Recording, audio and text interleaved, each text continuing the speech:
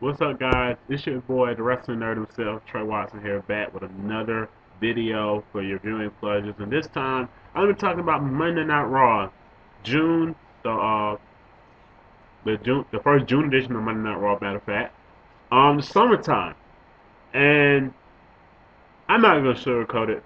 Raw sucked last night, like it did last week and the week before that. I don't know what's up with this. 3 weeks in a row, Raw has been just completely crap. I mean, how are they supposed to really keep my interest into this product? I was ready to turn the channel right after, before the Johnson and Michael Cole match. I mean, God, this Raw was just terrible. I thought last week was worse with the Big Show burying close to 4 or 5 talents in Zack Ryder, Santino, the tag team champs Cody and Truth, and then Brutus Clay. But God, I think this week was worse than last week, in my opinion. We started the show with an in-ring promo segment from John Cena and Michael Cole, and I was like, okay, this is gonna lead to something between these two later on in the night. And boy, was I ever right. Johnson and Michael Cole, they talk, they go back and forth. Michael Cole saying, he's always in support of Cena and blah blah blah and all this through his career. And John Cena talks about how the Big Show did this. He considered him a friend. Now, for those of you who can think back a couple of years ago, back at Backlash 2009, Big Show threw John Cena through a damn searchlight. Would your best friend do that to you? God, sometimes WWE storytelling is terrible. But anyway, I mean, WWE is treating this feud like this has never happened before. It's like they always do with some of the other big feuds in their company. Like the Triple H and Undertaker. They act like that never happened. Like they never had a match at WrestleMania 18. Excuse me, 17. Like they never had a match there. I mean, come on. I mean, really. We all know we're not stupid. Only people that would be dumb enough to believe that Cena and Big Show never touched the little kids between the 5-year-olds and the 10-year-olds that have not been watching wrestling long as a casual wrestling fan. But us casual wrestling fans, we know. Anyway, this segment was terrible. Then Johnny Ace came out and things got worse. I was like, oh God, please let this segment please go on and get to the point. And basically, out of this segment, we got Michael Cole versus John Cena for the main event. And boy, I was like, oh God. Second match, the first match of the night, excuse me, first match of the night was, first match of the night, first match of the, God, I can't remember the first match of the night, ladies and gentlemen. First match of the night was between Sheamus and Dolph Ziggler. A pretty great matchup. I would say match of the night. Um, the match was decent. Dolph Ziggler's probably one of the best sellers. He can really sell that bro kit and make that shit look really effective. Um, but only bad thing that came out of this is they keep jobbing Dolph Ziggler out. Dolph Ziggler just did a job to Sheamus Friday night. Why not tonight have Alberto Del Rio come out and distract Sheamus, costing Dolph Ziggler to get a win over the world champion? And that way, you could consider Dolph Ziggler a possible threat to Sheamus. But instead, WWE wants to go the low road and bury another young talent. What is the point? Why do you put Dolph Ziggler in situations where he's not going to benefit from this long term or fucking short term? He's just losing for no apparent reason at all. And people say Dolph Ziggler is the future of the company. Not by a long shot from this. God, I mean, it's just so frustrating to see a talent that I like in Dolph Ziggler get jobbed out like this week after week after week. I mean, God. Then Alberto Del Rio comes out and attacks Sheamus, basically doing a very crucial armbar on the rampway. We all know what this is going to come to. And no way out. Sheamus is going to fake it. Sheamus is going to do what a normal Breakfast Club member does. He gets injured and then he makes his way back up in a triumphant victory over Alberto Del Rio at No Way Out. I mean, the feud is just so damn predictable. Let's just move on. Then we got next match was after that we got Ryback. Now I'm gonna skip some of the segments because this Raw was just terrible. But we got Ryback's debut on Raw, and like WWE is really trying hard to make this guy the next Goldberg. From the fucking move set to the fucking entrance. I just don't see him. He can't talk on the mic. If they were trying to really be serious in pushing this Ryback character, they would either add Ryback a mouthpiece, a manager. What happened to the days of having managers? When a guy couldn't talk, you don't put him out there for the dogs to eat him up. You actually put a manager, a mouthpiece with him, where the mouthpiece, the manager and the manager can't talk for the guy, and the guy looks more dominant, and that way it saves his face and it saves the character. But instead, that'll be once again their half-ass planning and their half-ass character build puts right back out there. Where the fuck is the number for this guy's fucking undefeated streak? I cannot emphasize enough about this. WWE, if you're trying to make Ryback the next Goldberg, you're trying to make a star of this guy, you have to add a number. What is so hard about that? Same thing with TNA with Crimson. They have not added a number to this guy. When this guy gets up in victories, hell, we don't know how many people he's beaten because there's no number to it. So you're just gonna make up a number like 76 and 0?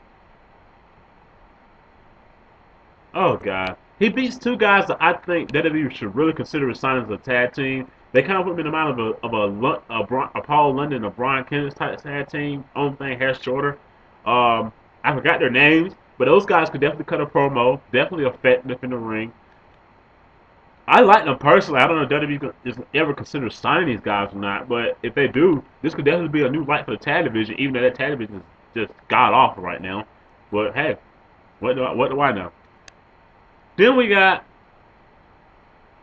then we got a tag team match between the tag team champs, R-Truth and Kofi versus Tyler Rex and fucking Kurt Hawkins with his Bret Hart tights on.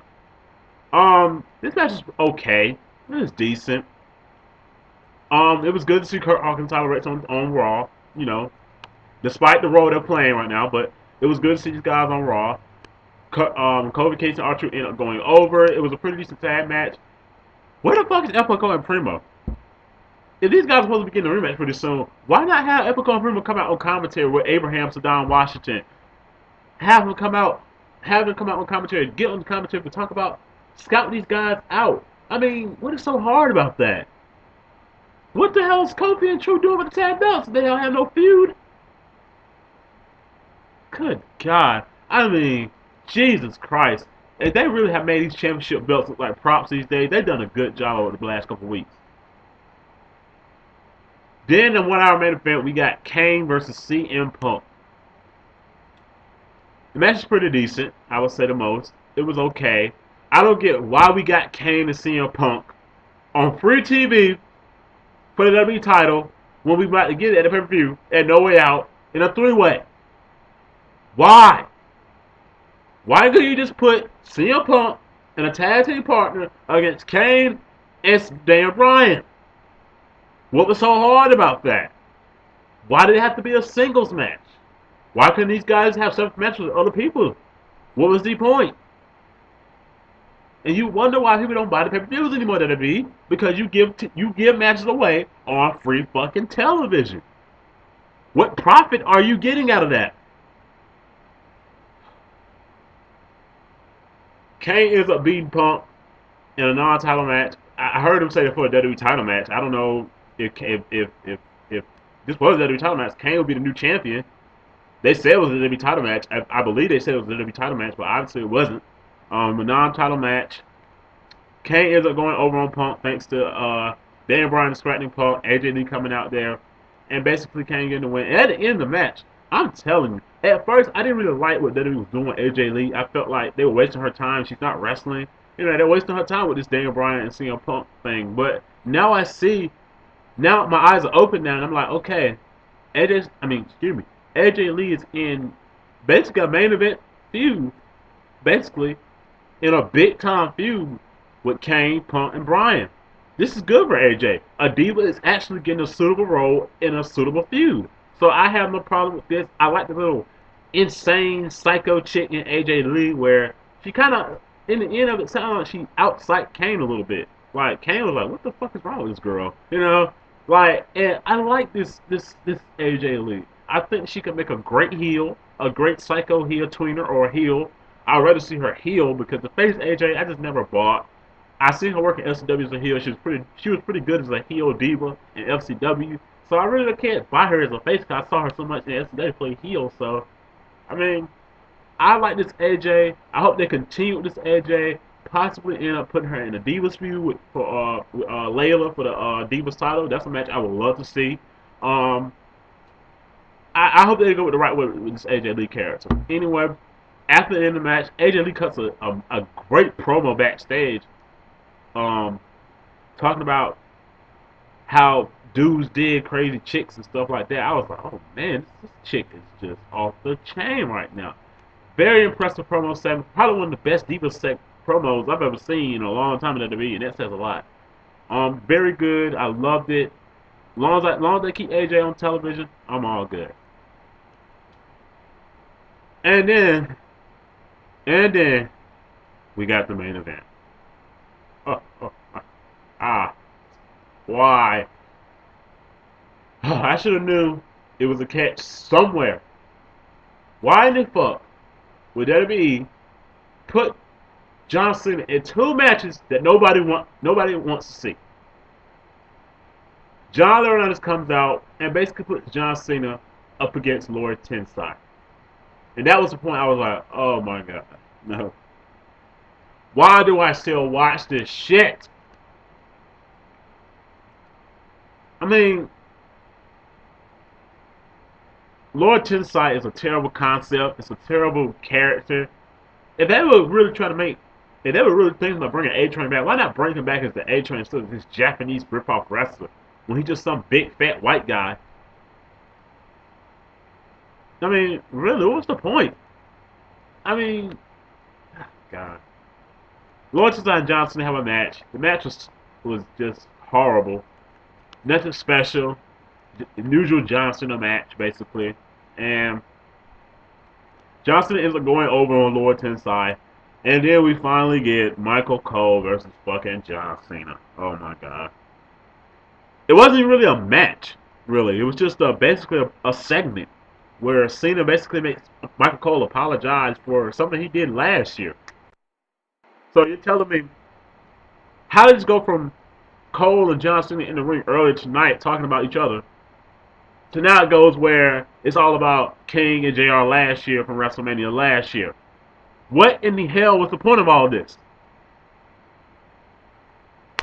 Cena ends up beating Cole, Raw ends, and I'm like, I'm left with a bad bitter taste in my mouth and in my head. Why is Raw continuously digging a grave? They must enjoy the 2.4 the 2 point ratings they're getting as of late. They must really enjoy. I wouldn't be surprised the ratings are even lower this week. I wouldn't be surprised to see Raw really drop down to a 1.4 in TNA's range of ratings. I mean, the show is fucking horrible. This week they only had like 2 good matches, and that's it. Well, 3 actually if you count the CM Punk Kane. 3 great matches, and that is it. How in the hell am I supposed to sit through this shit for 3 fucking hours? I can't even sit through it for 2. Good God. Anyway, those are my thoughts on Raw. Raw was shit this week. It was terrible. If you missed it, you didn't miss much like last week. Basically, this show was just shitty. I am interested to see what the fuck they're going to do for the 3 hours they have starting in July. God only knows. Next, Mr. McMahon returns just to boost ratings up. See you guys later. Peace. If you have not subscribed to my channel, please subscribe. Like this video. Comment down below. Give me your thoughts on Raw this week. And I'll see you guys later. Peace.